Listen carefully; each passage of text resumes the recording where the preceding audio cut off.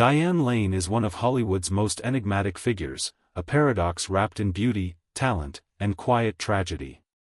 For decades, critics and audiences alike have called her the new Grace Kelly, a muse of Francis Ford Coppola, a prodigy who stunned Laurence Olivier when she was barely a teenager.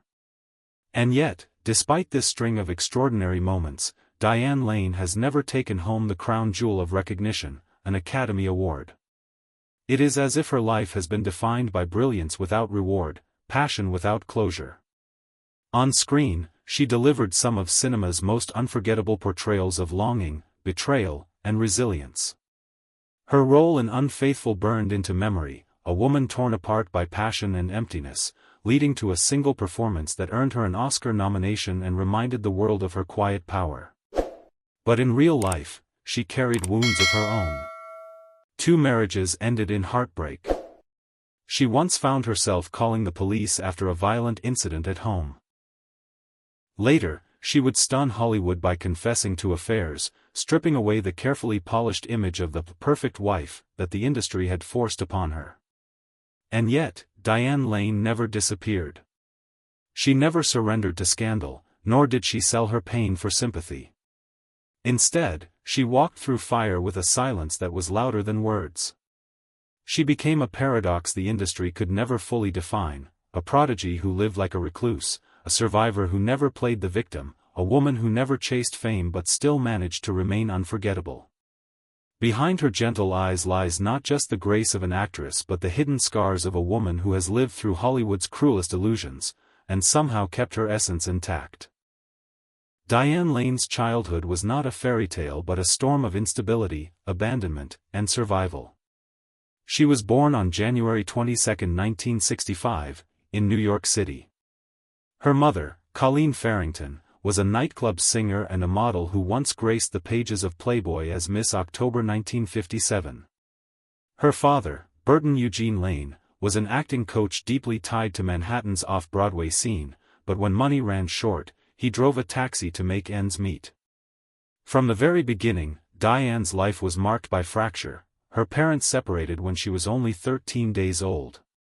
Her mother moved to Mexico to file for divorce and initially gained custody. But within a few years, she gave up, leaving Diane with her father at just 6 years old. From that moment, Diane became a child of constant motion. Father and daughter never settled in one place. They lived in a chain of residential hotels, cheap rooms, and temporary apartments. Diane had no real bedroom, no fixed school, and no sense of what home meant. Each day, she rode beside her father in his battered taxi, absorbing lessons on philosophy, theater, and ideals too heavy for a little girl to carry. Burton Lane was a man of contradictions. Passionate about art, he could spend hours lost in Dostoevsky or rehearsing theatrical dialogue, but he was erratic in daily life. He might forget to cook dinner, fail to pay rent, or drag Diane into another uncertain living situation. She loved him deeply but grew weary of the instability. The constant chaos forced Diane to become an observer rather than a speaker. She learned early that silence was safer, that adaptability was survival. At 15, Diane's fragile trust in family shattered further. In a reckless bid for independence, she left her father and traveled to Los Angeles for a week with Christopher Atkins, her co-star in Child Bride of Short Creek. It was a scandalous act for such a young girl, one she would later describe as the consequence of too much freedom, too soon. When she returned to New York, she refused to go back to her father. Instead, she stayed with friends, paid her own rent, and completed high school through correspondence.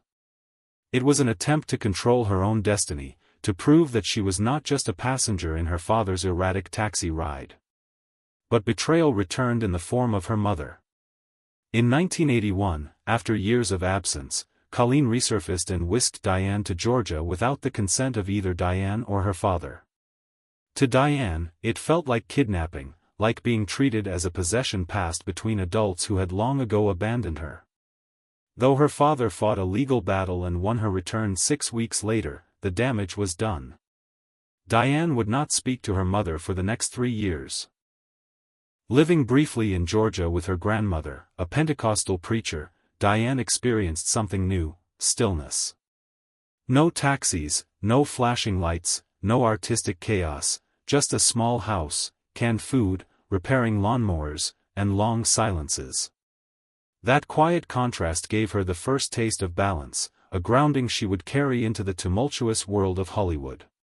But it also carved into her a permanent truth: in a world where even parents could walk away, the only person who could protect Diane Lane was herself. Diane Lane's childhood was a lesson in survival. But if instability marked her earliest years, then her teenage years thrust her into a world that was equally unforgiving: the blinding spotlight of Hollywood. Fame came early, sudden, and overwhelming, arriving not as a gift, but as a double-edged sword that would forever shape her life.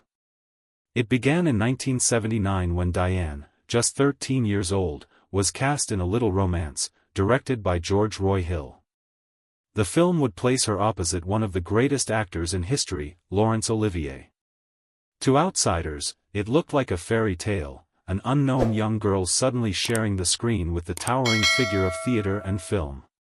Yet for Diane, it was not a fantasy but an abrupt initiation into the merciless scrutiny of show business. What startled everyone was how natural she appeared. On set, this child, barely into her teens, did not wilt under the gaze of Olivier or the crew. Instead, she carried herself with a quiet intensity, as if she had lived many lives already. She did not perform like a child mimicking an adult, she embodied her role with a depth that made even Olivier take notice. The legend himself, known for his wit and his sometimes cutting criticism, called her the new Grace Kelly. It was not a casual compliment. For a man who had seen every kind of actor, to bestow such a title upon a teenager suggested something rare, something almost mythical. The world noticed. The following year, Diane appeared on the cover of Time magazine under the headline, "Hollywood's Whiz Kids." At an age when most teenagers worried about exams and school dances, Diane Lane was declared the future of American cinema. It was intoxicating, yet terrifying. The title of child prodigy was as much a curse as it was an honor. Soon, Francis Ford Coppola entered the picture. Fresh from the monumental success of The Godfather and Apocalypse Now, Coppola was searching for fresh faces, new muses, actors who could carry his ambitious vision of a new American cinema. He found Diane Lane. She became his chosen one, cast in 3 consecutive films: The Outsiders, 1983, Rumble Fish, 1983, and The Cotton Club, 1984. These films placed Diane in the company of future icons: Matt Dillon, Tom Cruise, Patrick Swayze, Nicolas Cage, Mickey Rourke. They were boys on the edge of fame, and Diane was the girl Coppola believed could stand shoulder to shoulder with them. In The Outsiders, she played Cherry Valance, a character whose sweetness masked hidden strength. In Rumble Fish, she became part of Coppola's experimental vision of youth, art, and rebellion. And in The Cotton Club, she embodied glamour itself, her presence shimmering in a film that attempted to merge jazz, gangsters, and Hollywood spectacle. By the age of 18, Diane Lane was not just a working actress, she was a millionaire. The dream that so many chase had been handed to her in abundance. But Hollywood dreams come with hidden costs. The problem with being labeled the next big thing is that it leaves no room for mistakes, no space to stumble. Critics who had once praised her began to turn, writing her off as overexposed or burned out too soon. In an industry obsessed with reinvention, Diane found herself suffocating under an image she had never asked for. She was not a starlet chasing fame, she was a girl trying to figure out who she was while the world decided for her. Her own words, spoken years later, reveal the depth of that suffocation. "I was often labeled a flash in the pan. But really, I was just a girl with a soul older than her years." That makes adults uncomfortable. They don't want you to have too much too soon. The contradiction was painful. On the one hand, she was celebrated as Hollywood's fresh hope. On the other, she was mistrusted for being too mature, too complex, too unwilling to play the ingenue. That paradox followed her like a shadow. Behind the cameras, Diane's life was no less chaotic. The fame did not erase the instability of her upbringing. She continued to live as if on borrowed time, moving between film sets, press junkets, and fleeting relationships. The lessons of her childhood, that silence was safer than words, that one must protect oneself above all, clashed with Hollywood's demand for openness, exposure, and performance both on screen and off. The result was retreat. By the mid-1980s, just when everyone expected her to explode into superstardom, Diane Lane seemed to vanish. For critics, it looked like the inevitable fall of a child prodigy. She burned too bright, too soon, some wrote. For Diane, it was a deliberate choice, withdrawal from the suffocating pressure of being everyone's projection. And then, unexpectedly, she re-emerged, not with a blockbuster, not with a leading role, but with a single, nearly wordless scene that lasted less than a minute. In it, Diane Lane reminded Hollywood of her true gift, the ability to convey oceans of emotion with the subtlest gesture, the faintest flicker in her eyes. It was enough to make critics re-evaluate her entirely. She had not burned out, she had simply refused to be consumed. This pattern, disappearance followed by quiet, undeniable resurgence, would come to define Diane Lane's career. She was not an actress who lived for constant visibility. She was an artist who appeared only when the role mattered, when the story demanded her particular alchemy of fragility and strength. Legacy of reinvention. Looking back, Unfaithful was more than a career revival, it was Diane Lane's declaration of survival. It was proof that women could reinvent themselves on screen beyond the narrow confines of youth. It showed that silence could be more powerful than spectacle, that authenticity could cut deeper than glamour. Her Oscar nomination, while long overdue, was almost secondary to the larger truth: Diane Lane had endured. She had been abandoned, betrayed, mislabeled, dismissed, yet she had returned, not louder, but truer. In Unfaithful, she reminded the world of her gift, the ability to express the deepest fractures of the human soul without speaking a word. And in Under the Tuscan Sun, she proved that brokenness was not the end, but the beginning of something new. For Diane Lane, the early 2000s were not just a second act, they were a reinvention. A moment when she stepped out of the shadows of her own past and embraced the paradox of her existence. An actress defined not by awards, but by the scars she transformed into art. Because in the end, Diane Lane did not need Hollywood's crown. She had something far rarer: truth. By the late 1990s, Diane Lane's career seemed like a story already written, a prodigy who had risen too young, vanished too often, and resurfaced just enough to remind the world she was still around. To some, she was a has-been. To others, a perpetual supporting act, drifting in and out of Hollywood's attention span. Yet fate was about to hand Diane the role that would transform her from forgotten talent into one of cinema's most enduring figures. That role came in 2002, in Adrian Lyne's Unfaithful. The story was deceptively simple: a middle-aged wife, Connie Sumner, trapped in the monotony of a perfect marriage, stumbles into an affair.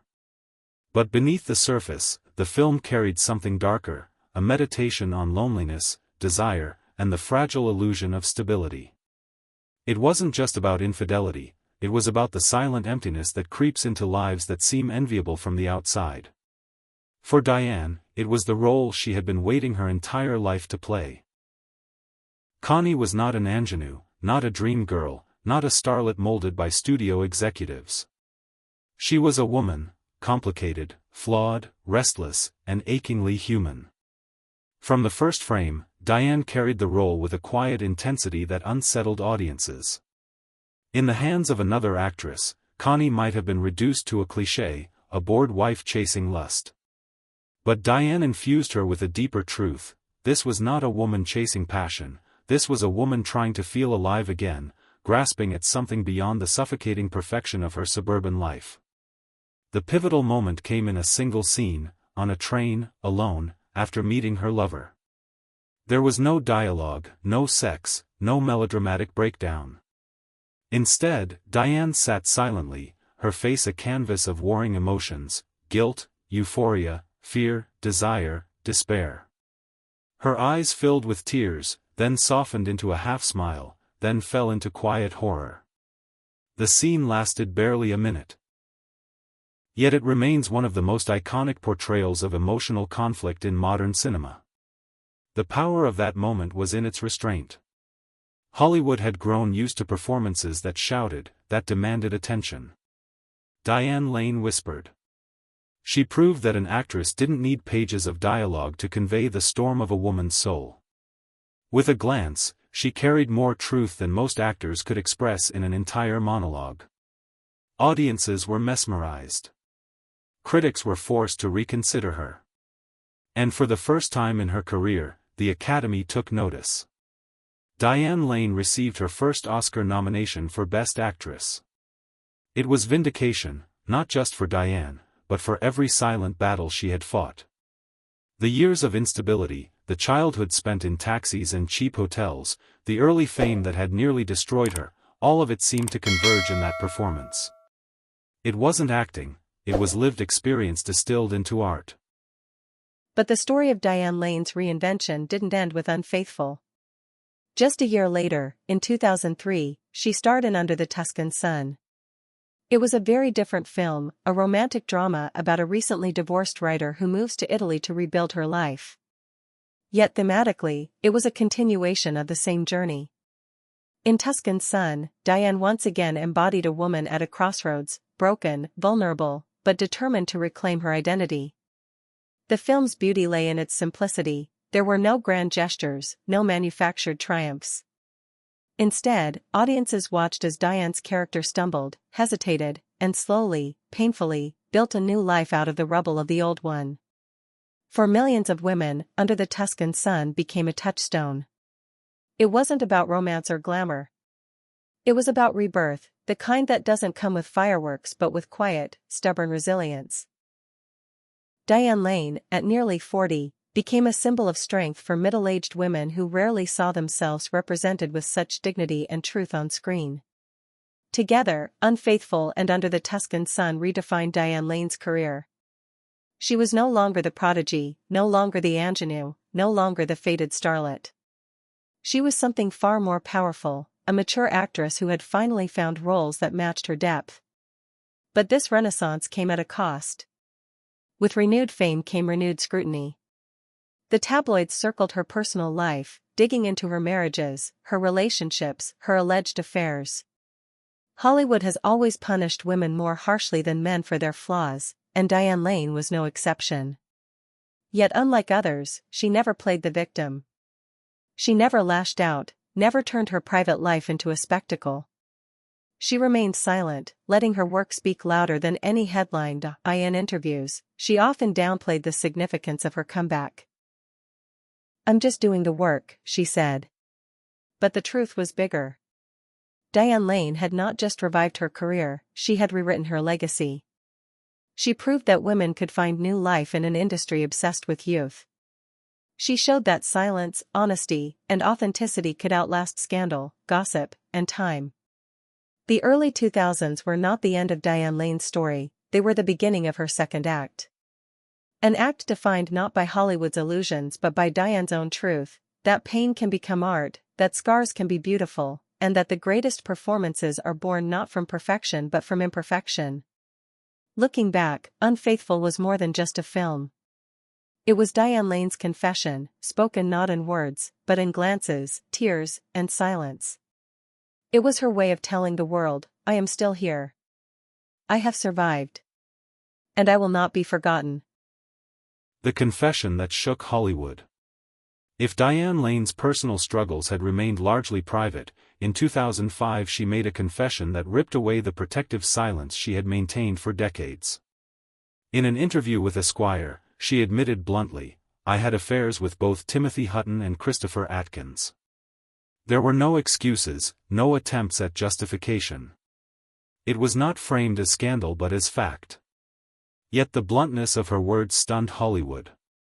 For years, Diane had been cast as the ideal wife, the noble victim, the graceful star who never stumbled. With one sentence, she shattered the mask that the public had draped over her. The reaction was polarized. Some fans were disillusioned, unable to reconcile the confession with their image of her. Others, however, found it liberating, proof that Diane Lane was not a saint or an icon, but a human being, flawed and honest. For women especially, her candor was a reminder that even figures of grace and elegance carried secrets, regrets, and choices that did not fit into tidy narratives. The confession did not destroy her career. If anything, it deepened her resonance. Diane Lane was no longer merely playing characters who wrestled with longing and mistakes, she was living those struggles. And her honesty, rare in Hollywood's carefully managed culture, only made her more real. Silence as strength. What is most striking about Diane Lane's personal life is not the scandals themselves but how she handled them. In an age when celebrities rushed to social media to issue clarifications, apologies, or counterattacks, Diane remained silent. She did not defend herself when rumors spread. She did not seek pity when tabloids dissected her marriages. She chose absence over spectacle. To some, this silence was weakness, the refusal to fight back. But to Diane, it was strength. Her silence was not submission. It was protection. She had learned as a child that no one would protect her if she did not protect herself.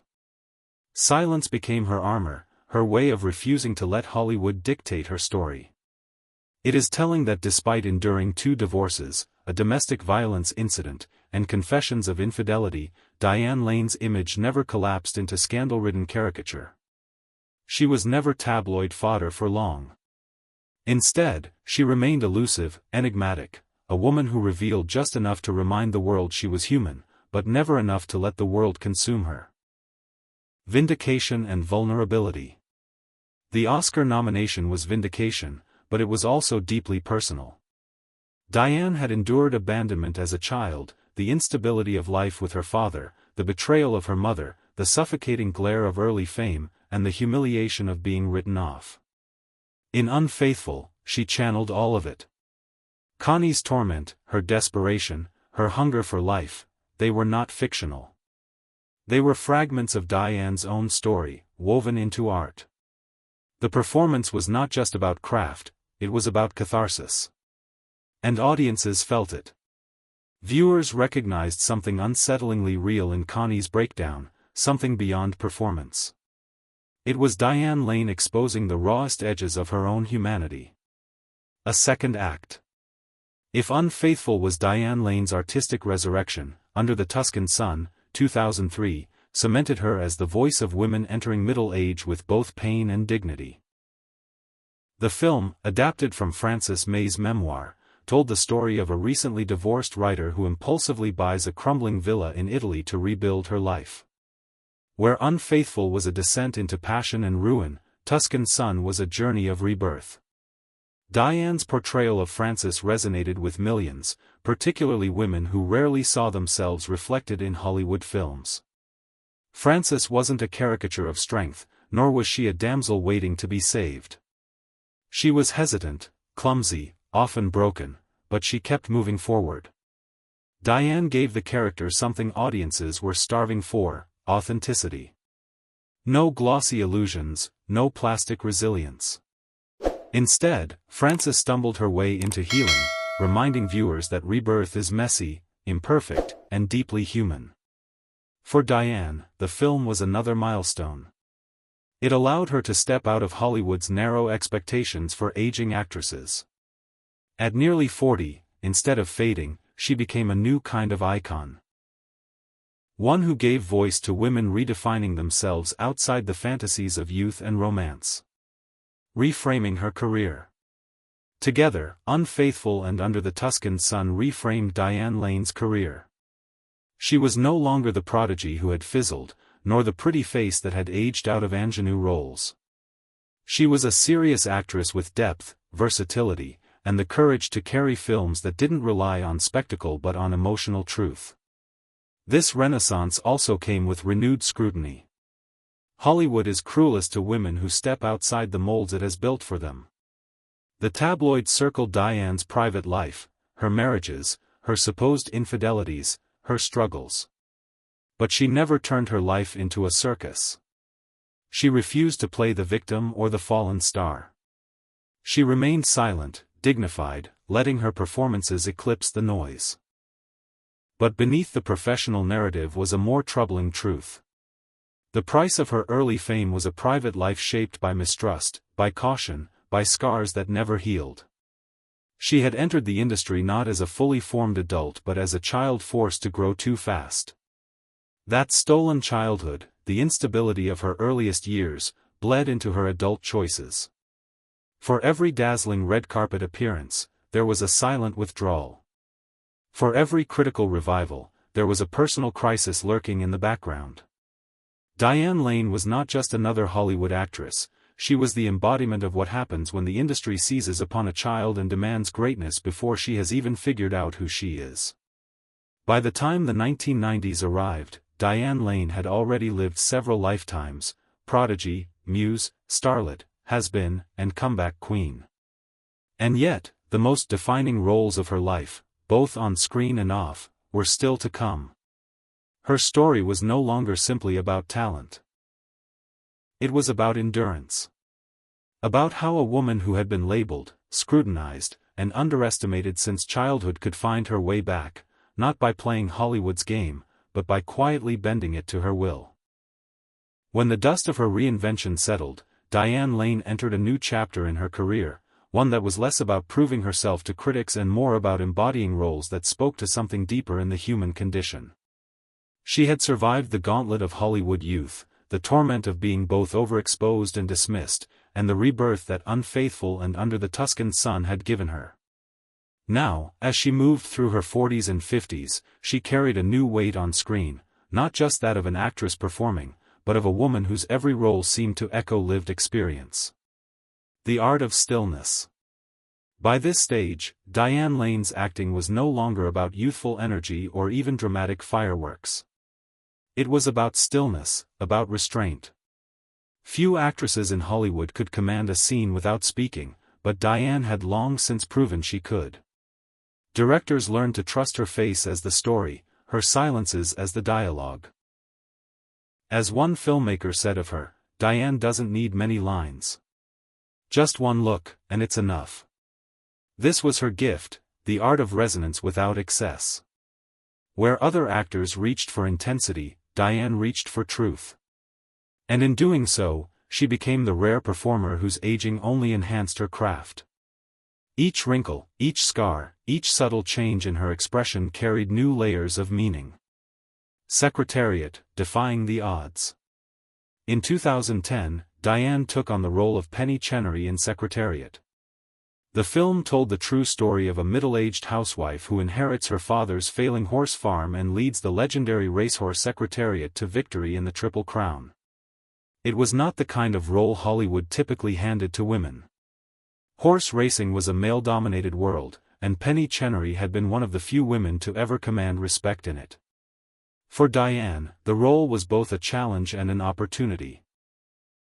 To portray not just a woman stepping into a man's arena, but a woman who carried the weight of legacy, responsibility, and grit.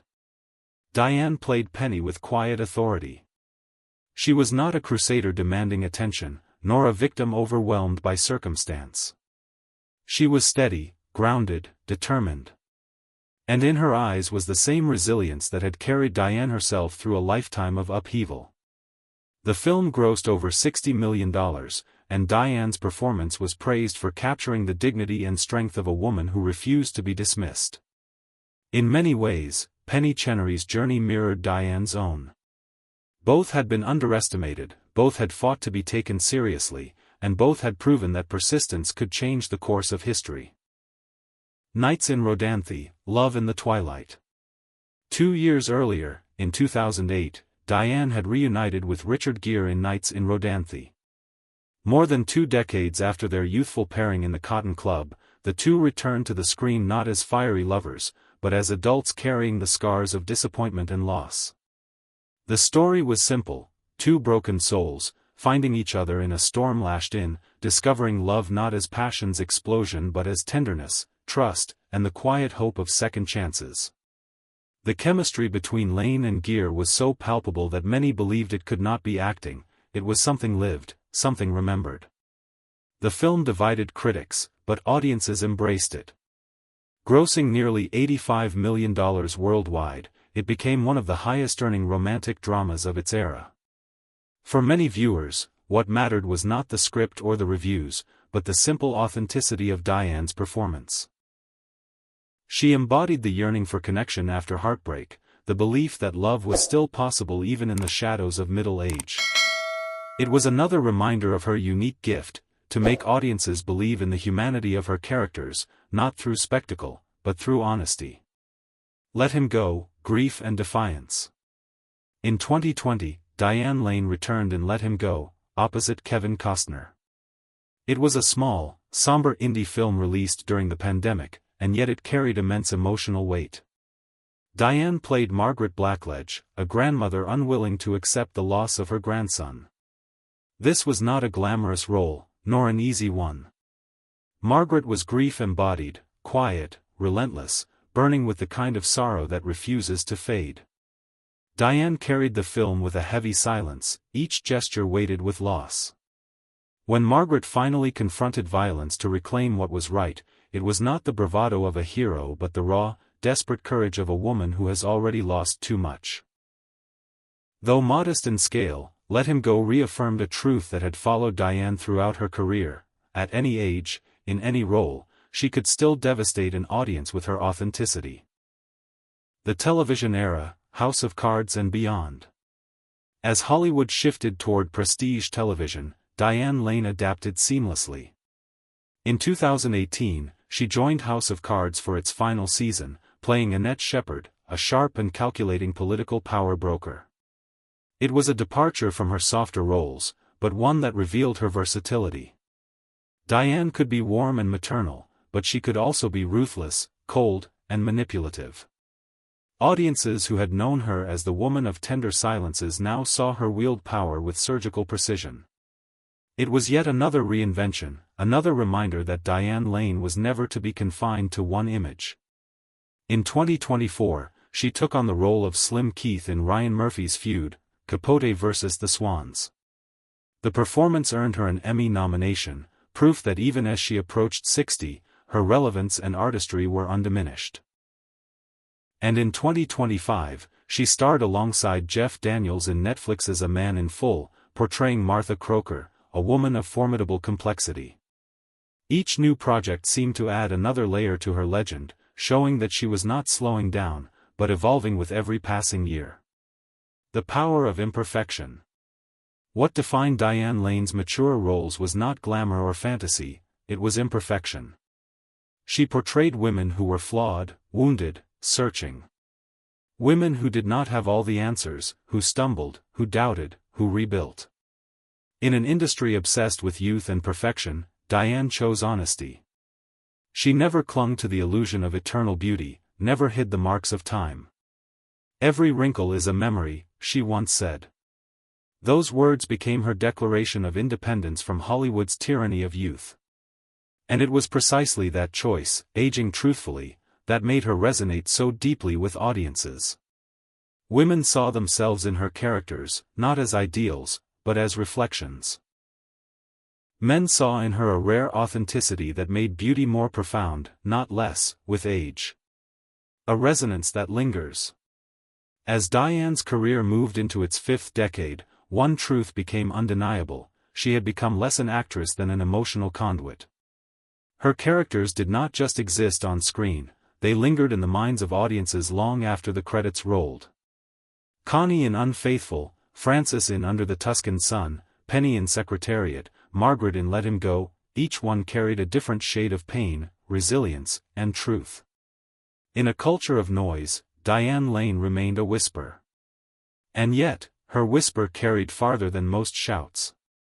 Because in the end, what Diane Lane had mastered was not just the art of acting, it was the art of resonance. The ability to touch an audience without spectacle, to hold a mirror to their private sorrows and say, "You are not alone." If Diane Lane's career has been defined by resilience and reinvention, her private life has been equally marked by turbulence, scandal, and scars that never quite healed. For every celebrated performance, there was a shadow lurking off-screen. Hollywood adored her silence, but silence often came at a cost. Behind the eyes that audiences found so tender lived a woman who had endured heartbreak after heartbreak, and yet somehow found a way to move forward without bitterness. The fairy tale that faded, Christopher Lambert. The first chapter of Diane's romantic life that truly captivated the public was her relationship with French actor Christopher Lambert. Their meeting could have been lifted from the pages of a romantic novel, Paris, 1984, at a promotional event for their films. She was America's young rising star, he the European actor known for his brooding intensity. The connection was immediate, electric, and profoundly real. What followed was a love story conducted across continents. In the age before cell phones and email, Diane and Christopher exchanged handwritten letters, long-distance calls, and brief reunions between film shoots. To fans, it was proof that love could exist in the unlikeliest places, that two actors could find something more than fleeting passion in an industry notorious for shallow romances. They married in 1988, quietly, without the spectacle of Hollywood pageantry. In 1993, their daughter, Eleanor Jasmine Lambert, was born.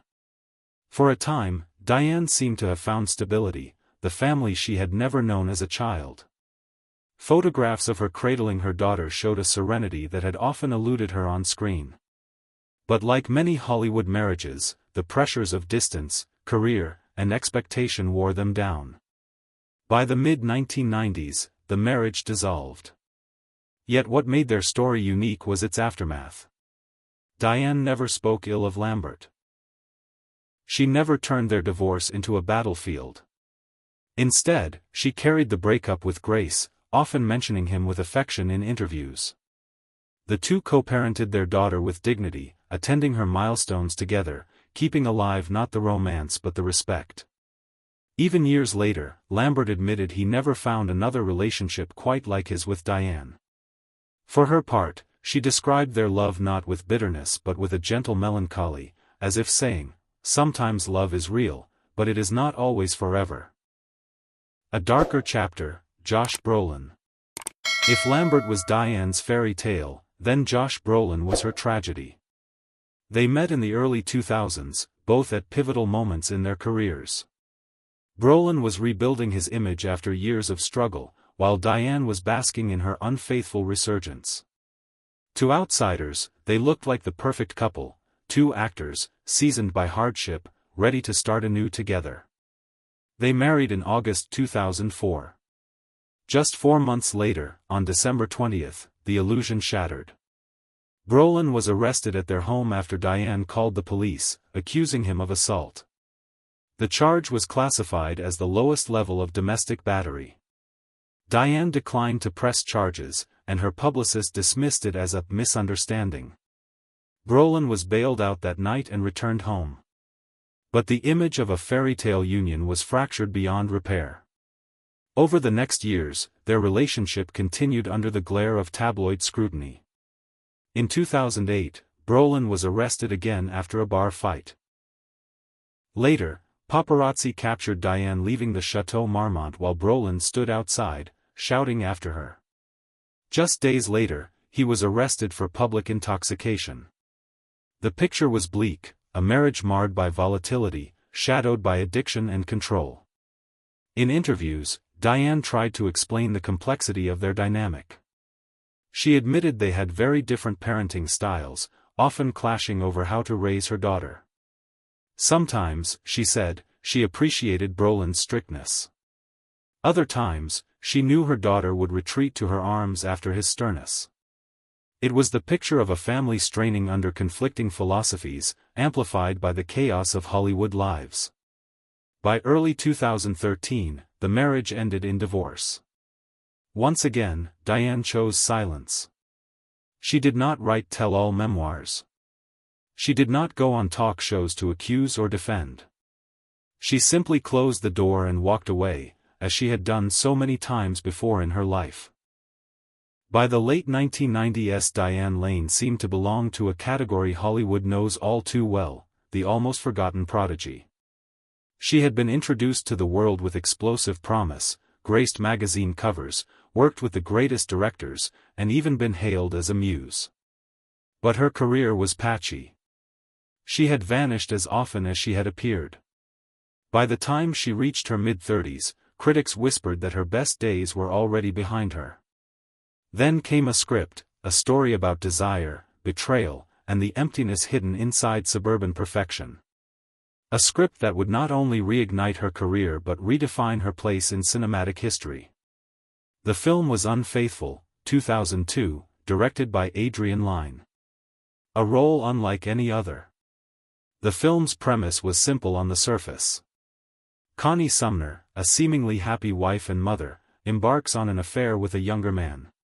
But in Diane's hands, Connie was not a cliché, not a bored housewife seeking thrills. She was a woman suffocating under the weight of a flawless but lifeless marriage. Her betrayal was not about lust, it was about survival, about grasping at something that made her feel awake again. For Diane, this role was revolutionary. It was not the ingenue she had been forced to play in her youth, nor the ornamental, dream girl Hollywood had typecast her as. Connie was flawed, restless, fragile, human. And Diane had lived enough of life's turbulence to pour truth into every frame. The train scene. There is one scene that has become legendary, a moment of pure cinematic magic. After meeting her lover, Connie sits alone on a train. There is no dialogue, no grand gestures. Just Diane, silent, her face flickering with a kaleidoscope of emotions, joy, shame, desire, guilt, terror, exhilaration. It lasts less than a minute, but it is unforgettable. Critics would later call it one of the greatest moments of silent acting in modern film. It was raw, unplanned, and real. Diane later revealed that it was shot in a single take, without rehearsals. No technical tricks, just the camera capturing the storm inside her. Hollywood, which had dismissed her too many times, could no longer look away. The Academy nominated her for Best Actress. For the first time, Diane Lane was finally recognized as not just a talented child who had grown into a capable actress, but as one of the most powerful performers of her generation. Survival beyond scandal.